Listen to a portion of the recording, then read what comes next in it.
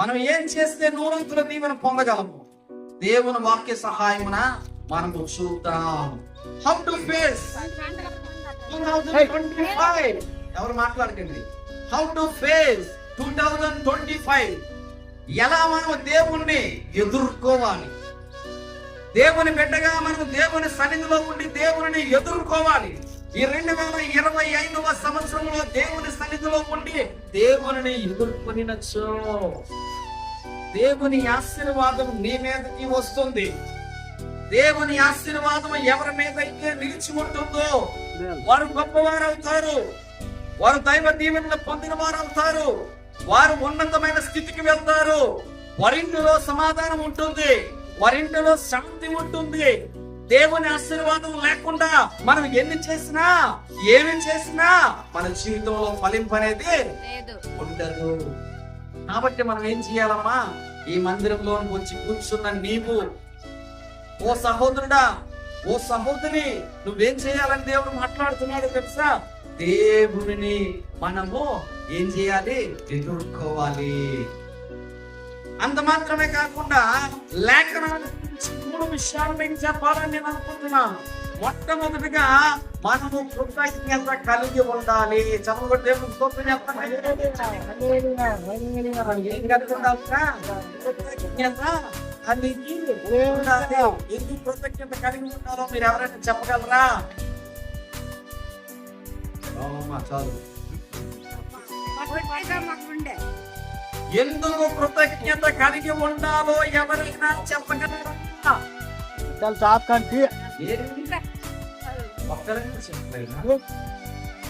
ఒక్కరు కూడా ఎందుకు మనం కృతజ్ఞత కలిగి ఉండాలో చెప్పలేదా? ఎందుకు? దేవుని వాక్యంలో నుంచి మరి చూద్దామా మనము. మొదటి సమూయేలు గ్రంథము 12వ అధ్యాయము 24వ వచనంలో చూస్తే మనం ఎందుకు కృతజ్ఞత కలిగి ఉండాలంటే ఈ వాక్యంలో ఏమనుందో తెలుసా? ఆయన మీ కొరకు ఎన్ని గొప్ప కార్యములు చేస్తున్నారో అది మీరు తలంచుకొని మీరు యెహోవా యందు భయభక్తులు కలిగి నిష్కపటులై పూర్ణ హృదయముతో ఆయనను సేవించిన అవశ్యకం. దేవునికి స్తోత్రం. దేవుడట మన పట్లట 2024వ సంవత్సరం అంతా దేవుడు కాపాడి మీ కొరకు ఎన్ని గొప్ప కార్యాలు చేశాడో మీరు అవన్నీ కూడా ఏం చేసుకోవడానికి ఆరాధనలో కూర్చున్నాం. ఇప్పుడు ఆయన చేసినటువంటి గొప్ప కార్యాలన్నీ తలంచుకోవాలి. ఏం చేయాలంట? ఆయన మన జీవితంలో చేసిన గొప్ప కార్యాలన్నీ కూడా దేవుని సన్నిధిలో ఏం చేయాలంట? తలంచుకోవాలి. అంటే తలంచుకోవడం అంటే నీ తలని కిలకింద ఉంచుకోవడం కాదు. ఏంటమ్మా తలంచుకోండి అంటే? అయ్యారు మేము అందరం తల ఉంచుకోవాలా? కొంతమంది వాక్యం చెప్తాను, వాక్యం చదువుతున్నప్పుడు, వాక్యం చెప్పేటప్పుడు తల ఎత్తుకొని పాస్టర్ గారి వైపు చూస్తూ దేవుని వాక్యం విన్నాను. కానీ కొంతమంది ఏం చేస్తారు?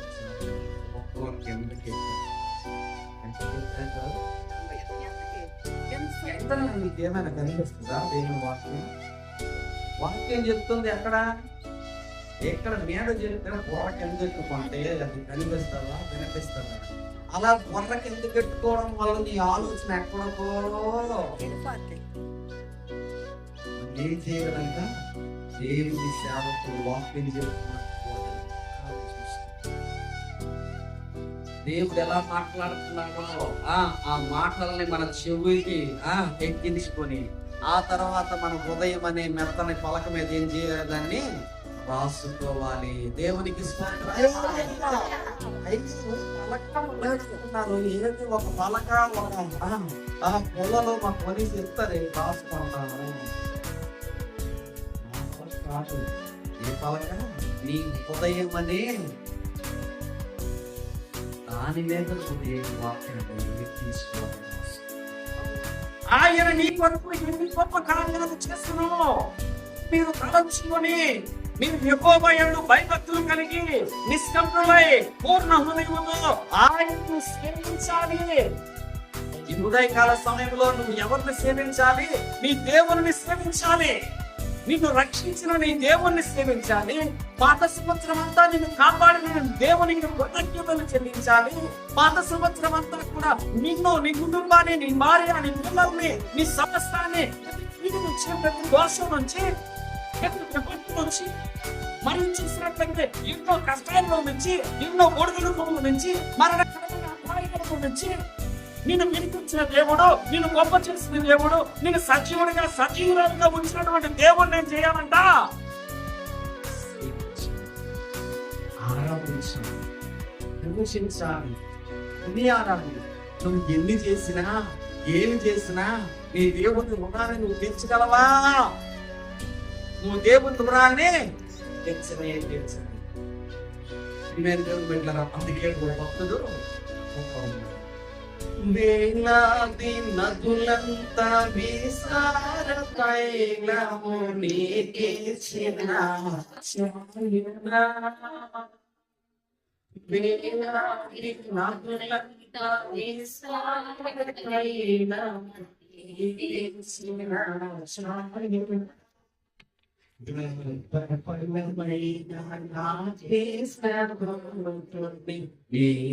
నీకేసిన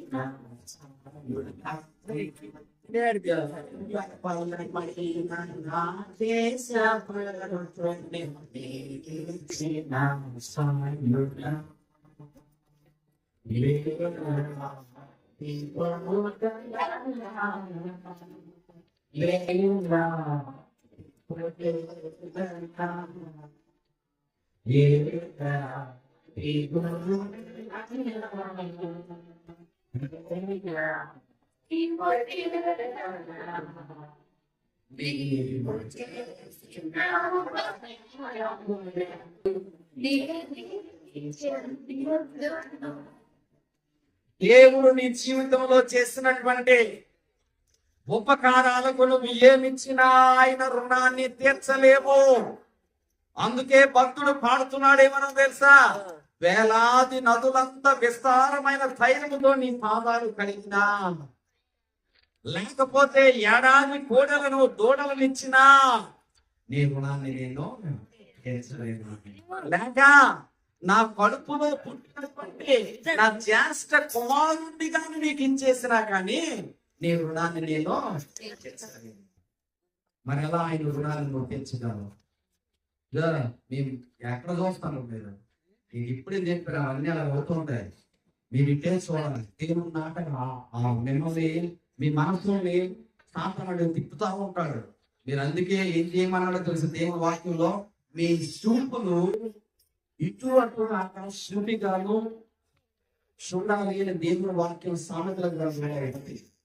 కాబట్టి దేవుని బిడ్డలారా, ఇక్కడ ఏమన్నాడంటే భక్తుడు, అందుకే ఇక చూసారా వెంటనే టాపిక్ డైవర్ట్ అయింది. వేలాది నదులంత విస్తారమైన తైలం ఇచ్చినా కాదు, కానీ నా కడుపులో పుట్టిన జ్యేష్ఠ కుమారుడిని చేసినా కానీ దేవుని ఆయన రుణం తీసుకునే అవకాశం ఏంటో తెలుసా? ఒకే ఒక కీర్తనల గ్రంథంలో అంటాడు కదా, దేవా నువ్వు ఇచ్చిన రక్షణ పాత్ర యెహోవా నామమున ప్రార్థన చేస్తే నువ్వు నిజంగా ఆయన రుణాన్ని తీర్చగలవు. దేవునికి స్తోత్రం. 2024 సంవత్సరంలో నీ జీవితంలో ఎన్ని కార్యాలు చేశాడో ఒకసారి గుర్తు చేసుకోవడానికి నూతన సంవత్సరపు ఆరాధన. మీ జీవితాల్లో కార్యాలు చేయలేదా? నీ జీవితాల్లో వచ్చిన శోధన కంటే, సమస్యల కంటే, వేదనల కంటే, అప్పుల కంటే, రోగం కంటే దేవుడు చేసినటువంటి మేలులే ఎన్నో ఉన్నాయి. దేవునికి మహిమ కలుగును గాక. కాబట్టి ప్రియమైన దేవుని బిడ్డలారా, ఆ మేలు చేసే దేవుని కోసం ఆయన ఎన్ని మీ గొప్ప కార్యాలు ఆయన మీ పట్ల జరిగించాడో వాటన్నింటినీ కూడా గుర్తు చేసుకోవడానికి ఈ గొప్ప ఆరాధన మనము ఏర్పాటు చేసుకున్నాం. తలంచుకోవాలి. మీరు యెహోవా యందు భయభక్తులు కలిగి నిష్కపటులై హృదయపూర్వకంగా ఆయన్ని సేవిస్తే మీకు ఎన్ని గొప్ప మేలులు ఉంటాయో ఈ సమయంలో దేవుడు వాక్యం నుంచి మీకు నేను త్వరగా చెప్పేస్తాను. This is the wonderful hand to you. ఎందుకు నేను ఈ అద్భుతమైన సమయము అని నేను మీరు అంటున్నానో తెలుసా? Why? Because I'm telling this wonderful time. ఈ అద్భుత సమయము అని నేను ఎందుకు అంటున్నానంటే, మొట్టమొదటిగా ఆయన చేసిన ఉపకారములో దేన్ని కూడా మరిచిపోకుండా ఆయనను గుర్తు చేసుకోవడానికి ఈ అద్భుతమైన సమయము. దేవునికి స్తోత్రం. మొట్టమొదటిగా ఆయన చేసినటువంటి ఉపకారములలో దేవుని మరిచిపోకుండా ఉండడానికి, గుర్తు చేసుకోవడానికి దేవుడు నీ జీవితంలోను, నీ కుటుంబంలోను, నీ వ్యక్తిగత జీవితంలోను ఎన్ని మేలు చేశాడో, ఎన్ని అద్భుతాలు చేశాడో, ఎన్ని ఆశ్చర్య కార్యాలు చేశాడో వాటన్నిటినీ గుర్తు చేసుకోవడానికే ఈ గొప్ప పూర్వము. దేవునికి స్తోత్రం. గొప్ప ఆరాధన. అంత మాత్రమే కాకుండా రెండవదిగా చూస్తే ఆయన నీ దోషములన్నిటినీ కూడా క్షమించాడు. చెప్పడం కూడా దేవునికి స్తోత్రం. ఆయన నీ దోషాలన్నింటినీ ఏం చేశాడు? క్షమించాడు. ఒకప్పుడు ఆదాము అవ్వలు పాపం చేస్తే వాడిని ఏం చేశాడో తెలుసా? దేవుడు ఏదేని తోటలో నుంచి బయటికి చేశాడు. ఎందుకో తెలుసా? వాడు చేశాడు. దేవుడు అనుగ్రహించి మహిమ పొందలేకపోయాడు. ఈ రోజైతే దేవుడు ఏం చేస్తున్నాడో తెలుసా? నీ దోషాల కోసం, నీ పాపాల కోసం కలువరి శిలువలో యవ్వన ప్రాయంలో ఉన్నటువంటి మరి యేసయ్య ఏం చేశాడో తెలుసా? ఆయన తన రక్తాన్ని చిందించి నీ దోషాలు, నీ పాపాలు అన్ని కూడా ఆయన రక్తంలో ఏం చేశాడమ్మా? కడిగి శుద్ధీకరించి ఈ 2024వ సంవత్సరం అంతా నిన్ను, నీ కుటుంబాన్ని, నీ పిల్లల్ని, నీ సమస్తాన్ని, నీ పాడి పంటల్ని అన్నిటినీ కూడా దేవుడు ఏం చేశాడు? కాపాడాడు. అందరూ బట్టి మనం ఏం చేయాలి? గట్టిగా చప్పలు కొట్టుకోవాలి.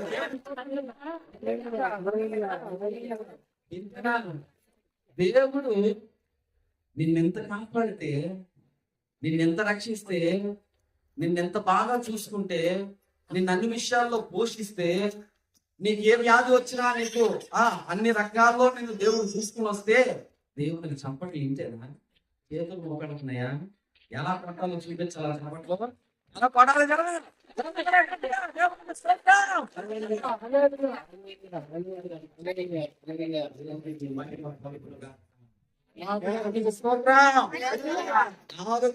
చూసినట్లయితే సమాధిలో నుండి నీ ప్రాణమును విమోచించుచున్నాడు. దేన్ని చేస్తున్నాడమ్మా?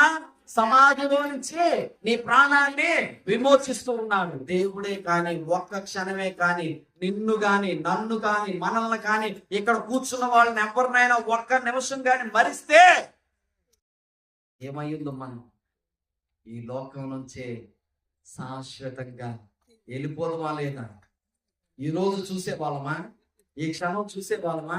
మనకంటే గొప్పవారు, మనకంటే అందచందములు కలిగిన వారు, మనకంటే ఆస్తి పాస్తులు కలిగిన వారు, మనకంటే మేడమిత్తులు కలిగిన వారు, మనకంటే హంగులు కలిగిన వారు, డబ్బు ధనం కలిగిన వారు, ప్రియమైన దేవుని బిడ్డలు ఎంతో మంది ఈ రోజు లోకాన్ని విడిచి వెళ్ళిపోయారు. కానీ మనమైతే ఇంకా బ్రతుకున్నామంటే దానికి కారణం ఏంటో తెలుసా? దేవుని మహాకృప. ఆ కృపను బట్టే నువ్వు ఈ రోజు ఇక్కడ ఏం చేయబడ్డావు? రక్షించబడ్డావు. దేవునికి స్తోత్రం. ఇలా పాడుతున్నాడు. ఏమైనా తెలుసా? కృపలను తలచుచు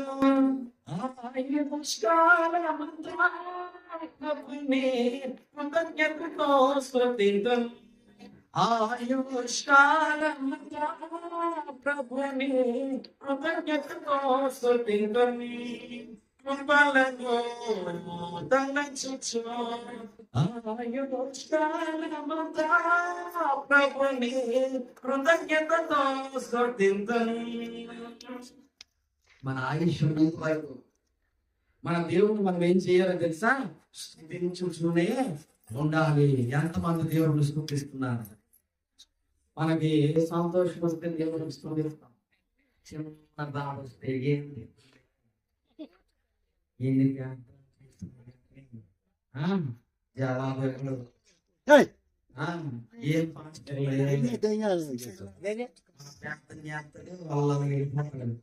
వెళ్ళిపోతాడు. గుళ్ళే మనము మనుషులు గొంగుతాం, సనుగుతాం, ఏదేదో అంటాం. కానీ ప్రియమైన దేవుడు పెట్టాడు మనం అలా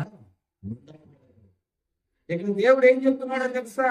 నీ సంకటములన్నిటినీ కూడా దేవుడు కుదుర్చి సమాధిలోకి నీ ప్రాణము వెళ్లకుండా విమోచించి కరుణ కటాక్షములను నీకు కిరీటముగా పెట్టుకున్నాడు. దేవునికి మహిమ కలుగునుగాక. ఏంటా కిరీటము?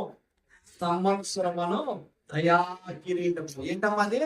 సంవత్సరమును దయా కిరీటము. రాజులకు అలంకారం ఏంటి? రాజులకు అలంకారం ఏంటి? కిరీటమే. అవునా కాదా? రాజు కిరీటం లేకపోతే అవ్వదు.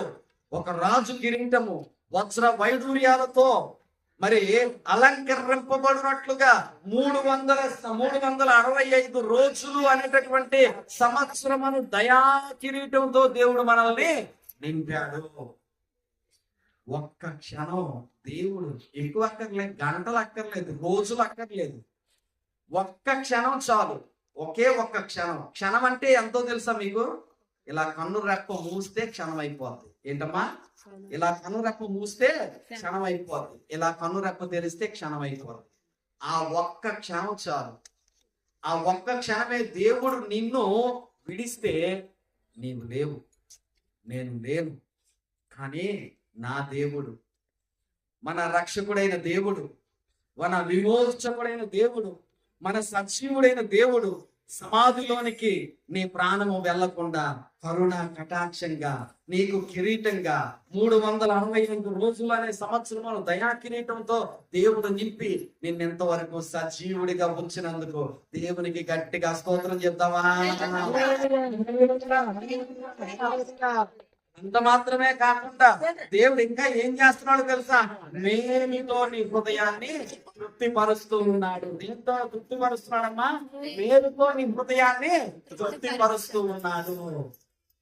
మేలుతో దేవుడు నీ హృదయాన్ని తృప్తిపరచబోతూ ఉన్నాడు.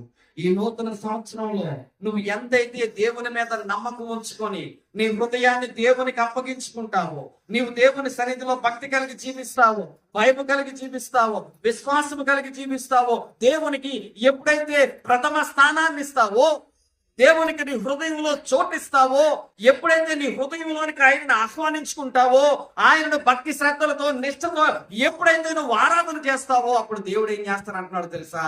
మేలుతో నీ హృదయాన్ని నేను నింపుతాను అని ఈ నూతన సంవత్సరంలో మిమ్మల్ని అందరికీ దేవుడు వాగ్దానం చేస్తున్నాడు. దేవునికి అంత మాత్రమే కాకుండా ప్రియమైన దేవుని బిడ్డలు, మన పాపములను బట్టి దేవుడు మనకు ప్రతికారం చేయలేదు, మన దోషములను బట్టి మనకు ప్రతిఫలము చేయలేదు. ఈరోజు నువ్వు పాపం చేశావు, దేవునికి విరోధంగా పాపం చేశావు. ఏంటా పాపం? పాపం అంటే ఏదో నరహత్య చెయ్యక్కర్లేదు, దొంగతనం చెయ్యక్కర్లేదు, చిన్న పాపం చాలు. అబద్ధం చెప్పదేనే పాపం. ఏంటమ్మా? చెప్తేనే పాపం. 100 రూపాయలు మరి ప్రియమైన దేవుని బిడ్డలారా, దేవునికి కాను చేసి నేను 1000 రూపాయలు వేసానని చెప్తే అది అబద్ధమా కాదా? ఏంటమ్మా? ఈ రోజు సంవత్సరం కదా దేవుడు నిన్ను బాగా దీవించాడు, సంవత్సరం ఎంత కాపాడాడు, నీ బిడ్డలకు మంచి ఉద్యోగం వచ్చింది, ఎంత కాను చేసింది వేటి అని అంటే వేసిస్తున్నాను. నేను 1000 రూపాయలు వేసాను. నేను మామూలుగా అయ్యగారికి వేసిందంత 100 రూపాయలు. ఎంత వేసింది? ఎంత అన్నది? అయ్యా. కానీ నీకు ఇక్కడ నాకు కన్ను మరుగు చెయ్యొచ్చు, ఇక్కడ ఉన్నవారికి కన్ను మరుగు చెయ్యొచ్చు, కానీ దేవుని కన్ను మాత్రం నువ్వు తప్పలేదు. గుర్తు పెట్టుకో, దేవుడు సమస్తాన్ని చూస్తున్నాడు. యెహోవా కన్ను చూస్తే లోకమంతటా కూడా సంచారము చేస్తా ఉంది. మనందరూ క్రిస్మస్ రోజు కానుకలు వేసారు, కవర్లో పెట్టి అవన్నీ మేము రాసి జాగ్రత్తగా ఉంచాము. ఎవరెవరైతే అన్ని ఉంచి వాటన్నిటి కోసం మేము ఏం చేస్తున్నాం? ప్రార్థన చేస్తున్నాం. మా సంఘ బిడ్డలకి వారి హస్తాలు ఎప్పుడు ఇచ్చే హస్తాలుగా ఉంచండి. వారిని సర్వ సమృద్ధిలో నడిపించండి. వారి ధారాళంగా వారి హస్తాలు ధారాళంగా అనేకులకు సహాయకరంగా ఉండాలి నా బిడ్డలు అని చెప్పి మీ పెద్దయ్య గారు మేము ప్రాంతంలో చేస్తా ఉన్నాం. ఆయన ఏం చేస్తారో తెలుసా, అన్ని జాగ్రత్తగా మొదలుపెట్టి ఆయన యాగంలో భద్రంగా వచ్చాను. అన్నిటి మీద రోజు చేతులు వచ్చి ప్రార్థన చేస్తా ఉన్నాం తెలుసా. మీకోసం, మీ పిల్లల కోసం, మీ కుటుంబాల కోసం భారంతో మేము ఏం చేస్తున్నాం, ప్రార్థన చేస్తున్నాం. ప్రియమైన దేవుడు, మీ ఆశీర్వాదాలకు కారణం ఎవరో చెప్పండి. మీ ఆశీర్వాదాలకు కారణం ఎవరమ్మా? మీ ఆశీర్వాదాలకు కారణం ఎవరు? దేవుడు. సరే, మీ ఆశీర్వాదాలకు కారణం ఎవరంటే దేవుడు అని చెబుతున్నారు. కానీ మరి మీ అయ్యగారు కారణం కాదా? మీ అయ్యగారు కాదా? మిమ్మల్ని మీ యొక్క ప్రియమైన దేవుని బిడ్డల బాధల కోసం, మీ కష్టాల కోసం, మీ రోగాల కోసం, మీ వ్యాధుల కోసం, మీకున్న సమస్యలు పోవాలని మీ దగ్గరికి రాత్రనక, పగలనక, చలనక, వేడనక, ఎండనక, కొండనక, వర్షమనక తడుచుకొని కూడా వచ్చి నీ ఇంటిలో ప్రార్థన చేసింది ఎవరమ్మా? ఎవరు? ఇప్పుడు వెంటనే గంగమ్మకి ఛార్జింగ్ వెంటనే దేవుని సేవకులు ఆయన రాలేనప్పటికీ కూడా వచ్చి రాత్రి పగలు ఉండి ప్రార్థనలు చేశారు. మేమెన్నో అద్భుతమైన ప్రార్థనలు చేయడం ద్వారా ఈ రోజు నువ్వు దేని నుంచి తప్పించుకోబడ్డావు, పాపము నుంచి తప్పించబడ్డావు, వ్యాధి నుంచి విమోచించబడ్డావు, రోగం నుంచి విమోచించబడ్డావు. నీ కుటుంబం కష్టాల్లో ఉంటే నీ కోసం భారభరితమైన ప్రార్థన చేస్తే నీ కుటుంబంలో ఉన్న కష్టాలు పోతున్నాయి, నీ కలతలు పోతున్నాయి, నీ నిందలు పోతున్నాయి, నీ అవమానాలు పోతున్నాయి. ఇవన్నీ ఎవరి ద్వారా జరిగింది? దేవుని సేవకుడు నీ ఇంటిలో అడుగు పెడితేనే ఇది జరిగింది. ఆయన ఏం చేస్తున్నాడో తెలుసా? దేవుని నామములో దేవుడు నీ నిందని, నీ అవమానాన్ని, నీ కష్టాన్ని, నీ బాధని, నీ సమస్యని దేవా తొలగించు అని ఆయన ప్రార్థన చేస్తేనే ఇవన్నీ కూడా ఏమవుతున్నాయి, పోతున్నాయి. ఓసారి దేవుని సేవకుడైనటువంటి యెహోషువ ప్రార్థన చేశాడు. ఇశ్రాయేలు ప్రజలు నశించిపోతున్నారని ప్రార్థన చేస్తే, సూర్యుడా నువ్వు ఆగిపో, చంద్రుడా నువ్వు ఆగిపో, సూర్యచంద్ర నక్షత్రాలు ఆగిపో అని ప్రార్థన చేస్తే దేవుడు ఏం చేశాడు? సేవకుని ప్రార్థన విని 24 గంటల సేపు సూర్యచంద్ర నక్షత్రాలను ఆపేస్తే ఇశ్రాయేలు ప్రజలకు ఏమొచ్చిందో తెలుసా? జయం వచ్చింది.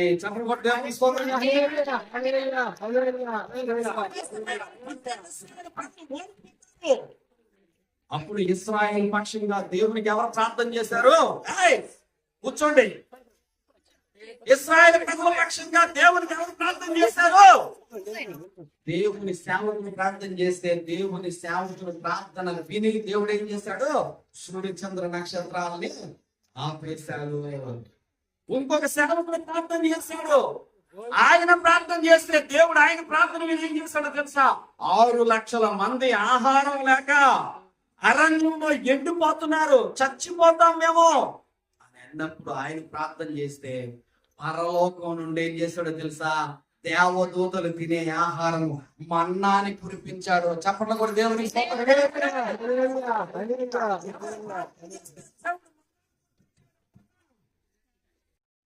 మోషే ప్రార్థన చేశాడు, దేవుని సేవకుడు. ఆ మోషే ప్రార్థన చేస్తే దేవుడు ఏం చేశాడు? దేవదూతలు తినే ఆహారాన్ని మనుషులకు ఏం చేశాడు? దేవుడు సేవకుని ద్వారా ఇచ్చాడు. అంటే దేవుని సేవకుని ప్రార్థన దేవుడు ఏం చేస్తున్నాడు? అక్కడ వింటున్నాడు. అలాగే ఈ రోజు నీ దగ్గరకు వచ్చినటువంటి నీ సేవకుల ద్వారా నువ్వు దీవించబడుతున్నావు. ఈ రోజు నీ దగ్గరకు వచ్చినటువంటి నీ సేవకుల ద్వారా నీ కష్టాలు పోతున్నాయి, నీ బాధలు పోతున్నాయి, నీ సమస్యలు పోతున్నాయి, నీ వ్యాధులు పోతున్నాయి, నీకున్నటువంటి రుగ్మతలు పోతున్నాయి. ఆ సేవకులు నువ్వేం చేయాలో తెలుసా? సన్మానించాలి. ఆ సేవకులు ఏం చేయాలో తెలుసా? గౌరవించాలి. ఆ సేవకుల ద్వారా నువ్వు బాగుపడుతున్నావు కాబట్టి ఆ సేవకుని ఏం చేయాలో తెలుసా? ప్రేమించాలి. నీ దీవెన ఎక్కడుందో తెలుసా? నీ పక్షంగా కన్నీళ్లు కారుస్తూ భారభరితమైనటువంటి దుఃఖంతో, వేదనతో నువ్వు బాగుండాలని, నీ కుటుంబం బాగుండాలని, నీ బిడ్డలు బాగుండాలని, నీ సమస్తము బాగుండాలని, నీ పాడి పంటలను దేవుడు ఆశీర్వదించాలని, నీ కష్టాన్ని దేవుడు ఆశీర్వదించాలని, నీకు లోటు ఉండకూడదని, ఇంకా నీ అప్పులు పోవాలని, నీ బాధలు పోవాలని దుఃఖంతో, తను ఎంతో వేదనతో, ఈ గుండెతో ఆయన ఏం చేస్తున్నాడు? నీ కోసం ప్రార్థన చేసే నీ సేవకుని ప్రేమించమ్మా, నీ సేవకుని ప్రేమించయ్యా. ఎంతో దూరం నుంచి ఇక్కడికి వచ్చి మాకున్న భారాన్ని బట్టి ఇక్కడ సేవ చేస్తున్నాం. మీరేదో ఇస్తారనే ఆశతో కాదు, దేవుడు మాలో పెట్టిన భారం అది. దేవుడు మమ్మల్ని దీవిస్తున్నాడు. మా యొక్క సేవ, మా కష్టం ఏంటో దేవునికి తెలుసు. మీరు గుర్తించకపోయినా పర్వాలేదు, కానీ మా దేవుడు గుర్తిస్తున్నాడు. అక్కడ ప్రియమైన దేవుని బిడ్డలారా, ఆముదాల వలస నుంచి 22 కిలోమీటర్ల దూరం, ఎండనక, వాననక, వర్షం అనక, ఎలాంటి సమయంలోనైనా వచ్చి ఇక్కడ దేవుని పరిచర్య జరిగిస్తూ ఉన్నా. ఏ రోజైనా గుర్తించారా? ఇలాంటి నూతన సంవత్సరంలో ఇన్ని సంవత్సరాల్లో ఒక్క సంవత్సరమైన ఒక సేవకునికి ఒక బట్టలు పెట్టారా?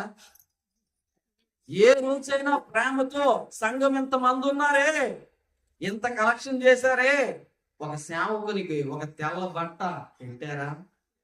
మీకోసం ఇన్ని కష్టాలు పడి వచ్చి అహర్నిశలో ప్రార్థన చేసి, నీ కష్టం తన కష్టంగా భావించి, నీ బాధ తన బాధగా భావించి, నువ్వు కష్టపడితే తట్టుకోలేక రాత్రి పగలు ఫోన్లో ప్రార్థన చేసి, ఇంటికి వచ్చి ప్రార్థన చేసి, ఊర్లో ప్రార్థన చేసి, ఉద్యోగాలు చేసి, ప్రాణాన్ని కూడా లెక్క చేయకుండా, నిద్ర లేకుండా అహర్నిశలో అక్కడ పని చేసుకొని ఇక్కడికి వచ్చి ఇక్కడ ప్రార్థనలు చేసి నీ కష్టాల్లో పాలు పొందిన నీ సేవకుని కష్టం ఒక్కసారి గుర్తుకు రావట్లేదా మీకు? ఎవరైతే సేవకుని ప్రేమిస్తారో, ఆ సేవకుని కష్టాన్ని ఎవరైతే గుర్తిస్తారో, ఆ సేవకునికి తగిన సత్కారం ఎవరైతే చేస్తారో, నేను ఈరోజు నూతన సంవత్సరంలో మీ అందరికీ చెప్తున్నాను, మీ అందరూ 100 రోజులుగా దీవించబడతారు. చెప్పండి. అసలు దేవుని సేవకుడు అంటే ఎవరో మీకు తెలుసా? అసలు ఆ దేవుని సేవకుని గొప్పతనం ఏంటో తెలుసా? ఆ దేవుని సేవకుని దేవుడు ఎందుకు పుట్టించాడో తెలుసా? అపోస్తుల కార్యముల గ్రంథం, అపోస్తుల కార్యముల గ్రంథము 3వ అధ్యాయము 26వ వచనంలో దేవుని సేవకుని యొక్క ఔన్నత్యత కోసం దేవుడు మాట్లాడుతున్నాడు. మీ అందరూ జాగ్రత్తగా వినండి, నేను చదువుతున్నాను. దేవుడు తన సేవకుని పుట్టించి మీలో ప్రతి వాని దుష్టత్వము నుండి మిమ్మును మళ్లించడం వలన మిమ్మల్ని ఆశీర్వదించటకు ఆయన మీ యొద్దకు పంపించాడు. చూసారా ప్రియమైన దేవుని బిడ్డలారా? దేవుని సేవకుడట, దేవుని సేవకున్నట దేవుడు పుట్టించట. ఎందుకు పుట్టించాడట? మీలో ప్రతి వాని దుష్టత్వము నుండి మిమ్ములను మళ్లించటానికి, మిమ్ములను ఆశీర్వదించటానికి దేవుడట మీ దగ్గరికి పంపించాడట. దేవునికి స్తోత్రం చెప్పండి. ఒకప్పుడు ఆశీర్వాదాలు లేవు, ఒకప్పుడు దీవెనలు లేవు. పూరి గుడిసెల్లో చాలా మంది ఉండేవారు. ఎలాంటి దుర్భరమైన జీవితాలు గడిపారో మనకు తెలియదా? ఇక్కడ ఈ రోజు ఎలా ఉన్నారు? నీ సేవకుడు ఎన్ని ప్రార్థనలు చేస్తే నీ జీవితంలో అభివృద్ధి వచ్చింది, నీ జీవితంలో మేలు వచ్చింది, నీ జీవితంలోకి దేవుని ఆశీర్వాదం వచ్చిందో నేను చెప్పకపోయినా నీ గుండె మీద చేసుకుంటే నీకే తెలుస్తుంది. ఒకప్పుడు పరిస్థితి నాదేంటి, ఈ రోజు నా పరిస్థితి ఏంటి? ప్రియమైన దేవుని బిడ్డలారా, మీరు దేవుని సేవకుని ఔన్నత్యత గుర్తించకపోయినా దేవుడు మాకు ప్రతిఫలము ఇచ్చే ఉంటాడు. దేవునికి మహిమ కలుగునుగాక. దేవుని బిడ్డ, ఈ రోజు ఎందుకు దేవుడు మాట్లాడుతున్నాడంటే మీరు తెలుసుకోవాలి, నేర్చుకోవాలి, అవలంబించాలి. దేవుని సేవకుని మాటకి వ్యతిరేకం పలకకూడదు. అది మీకు మంచిది కాదు. దేవుడు సేవకుడు అంటే ఎవరో తెలుసా? దేవుని చేత ఎన్నుకోబడినవాడు. మీకు దేవునికి మధ్యవర్తి. ఏంటమ్మా? మధ్యవర్తి. కాబట్టి ఆయన ఏదైతే చెప్తాడో ఈ వ్యక్తి మీకు అదే చెప్తాడు. అంతేకాని సొంత మాటలేవి కూడా చెప్పడు. కాబట్టి ప్రియమైన వారలారా, భూమి కంటే ఆకాశము ఎంత ఉన్నతంగా ఉందో ఆయన యందు భయభక్తులు గలవారి ఎడల ఆయన కృప అంత అధికంగా ఉంది. దేవునికి స్తోత్రం.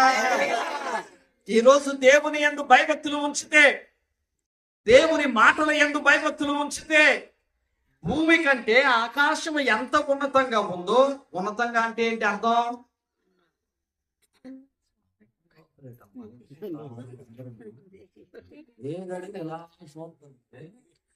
భూమి కంటే ఆకాశం ఎంత ఎత్తుగా ఉందో, దేవుని యందు భయభక్తులు గలవారి ఎడల ఆయన కృప అంత అధికంగా మీ మీదకి వచ్చేస్తుంది. దేవునికి స్తోత్రం. ఎప్పుడు దేవుని యందు భయభక్తులు ఉంచినప్పుడు. ఇప్పుడు నేను అడుగుతున్నాను, మీరు చెప్పండి, భయభక్తులు ఎలా వస్తాయి?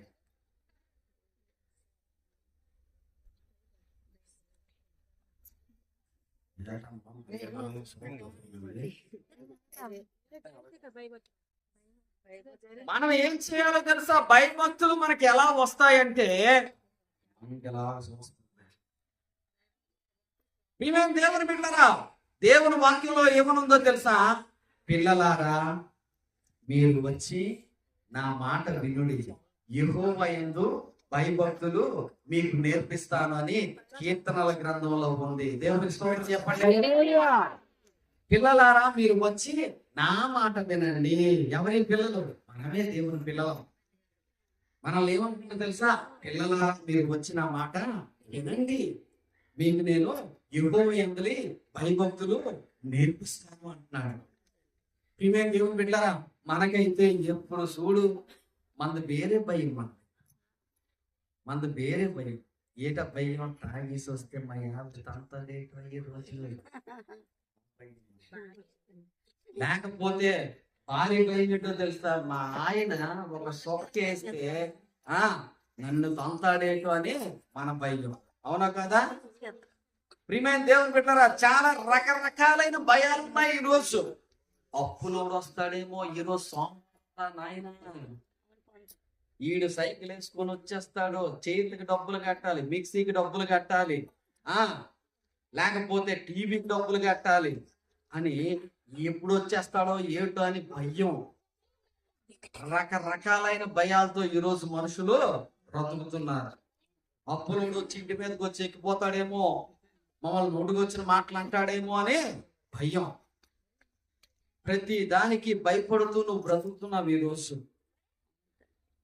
కానీ నీ దేవుని యందు కానీ నీవు భయభక్తులు ఉంచినట్లయితే నీకేది కూడా పొదుగు లేకుండా దేవుడు ఇచ్చేస్తాడు. దేవునికి స్తోత్రం. ఎన్నో అద్భుతాలు చేయగలిగినటువంటి అద్భుతమైన దేవుణ్ణి నువ్వు నమ్ముకున్నావు. నువ్వు దేవునికి భయపడవలసిన అవసరత లేనే లేదు. ఎందుకు భయపడుతున్నా? ప్రతి మనిషిని భయం ఉంది, భయపడవలసిన అవసరత లేదు. ఒకసారట ఏం జరిగిందో తెలుసా?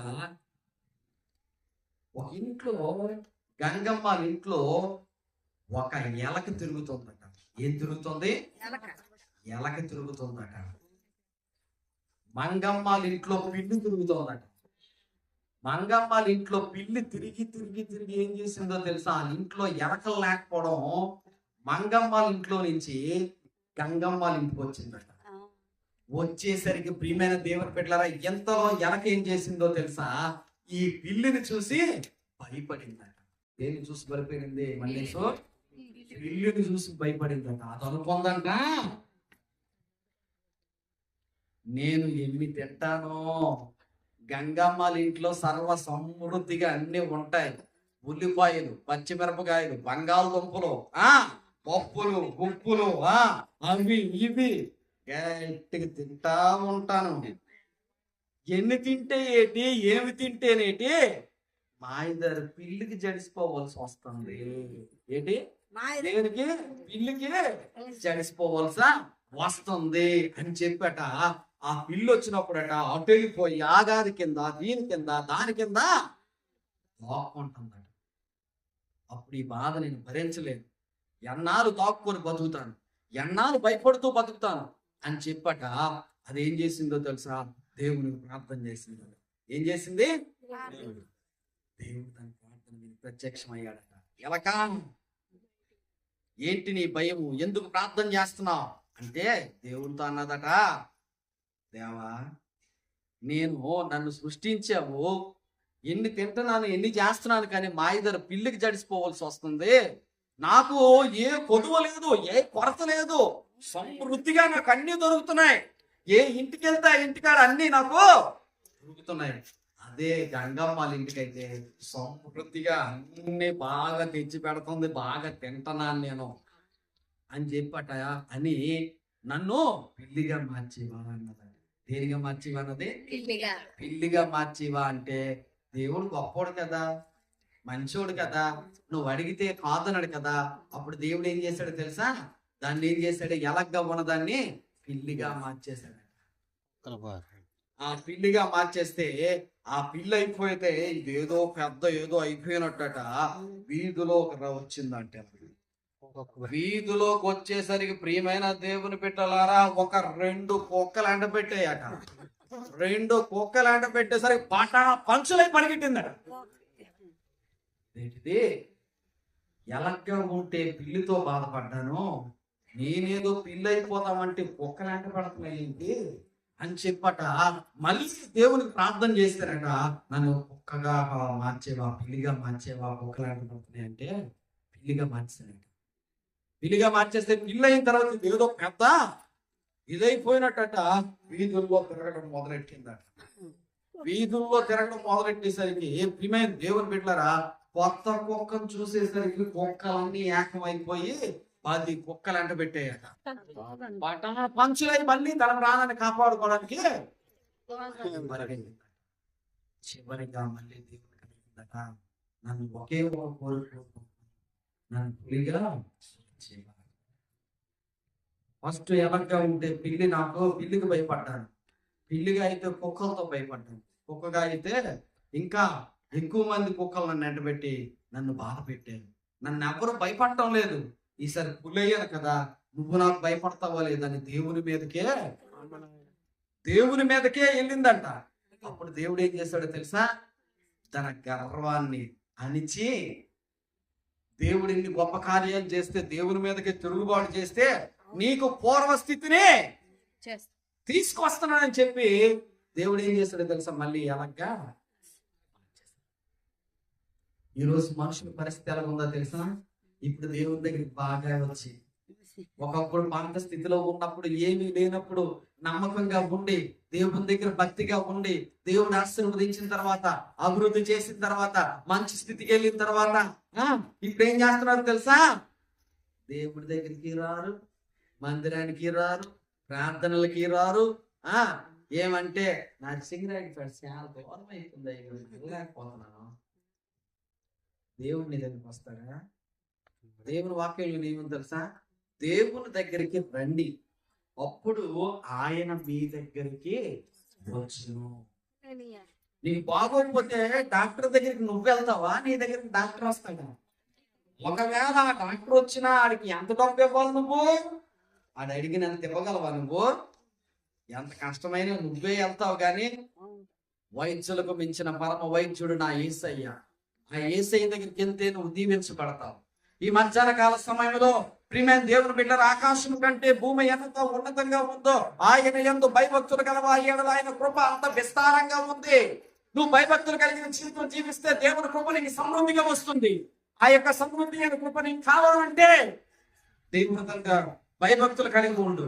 ఆయన కృప యుగములు నీ మీద, నీ పిల్లల మీద, నీ సమస్తం మీద, నీ వంశం మీద అది నిలిచి ఉంటుంది. దేవునికి స్తోత్రం.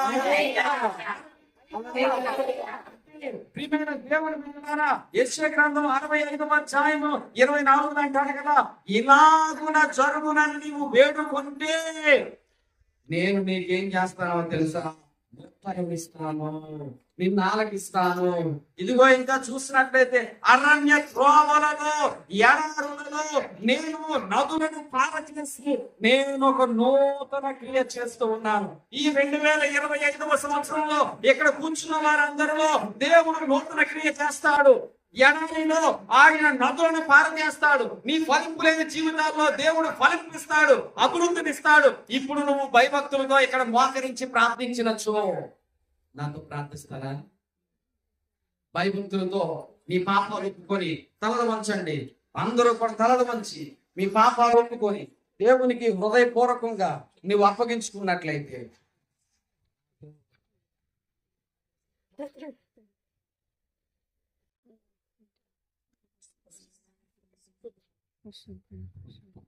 ప్రతి ఒక్కరు కూడా తలలు వంచి మోకరించి ఆరాధనలో దేవునికి హృదయపూర్వకంగా నీవు అప్పగించుకున్నట్లు దేవుడు తప్పకుండా అభివృద్ధి చేస్తాడు. ఎడారిలో నదులను పారజేయే దేవుడు. ఈరోజు ప్రియమైన వారులారా, మిమ్మలను ఆయన ఎడారి వలె నిన్ను ప్రవహింపజేసి ఫలింపు లేని నీ జీవితాలలో అభివృద్ధినిచ్చి